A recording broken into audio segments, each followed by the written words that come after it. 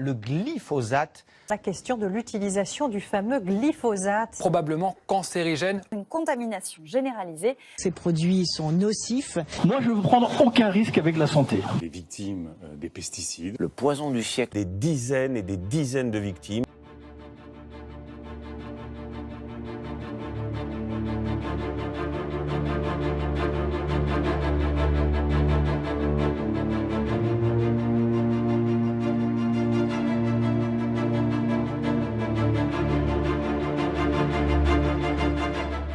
Que ceux qui votent coupables veuillent lever la main. Alors, vous croyez qu'il est innocent?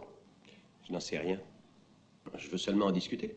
Donc comme on l'a vu depuis quelques années, il y a vraiment un déferlement de la part des médias, de la part des hommes politiques, de plusieurs responsables politiques, pour accuser le glyphosate à un tel point où aujourd'hui, comme on le voit ensuite dans les manifestations, il y a une sorte de consensus national pour penser que le glyphosate est vraiment un produit absolument toxique et qu'il faut donc l'interdire.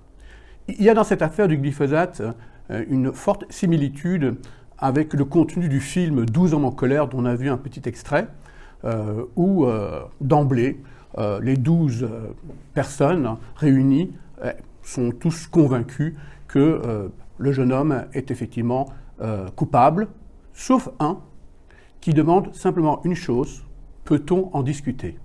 Je vous pose la même question. Est-ce que concernant le glyphosate, est-ce qu'on peut simplement prendre le temps d'en discuter?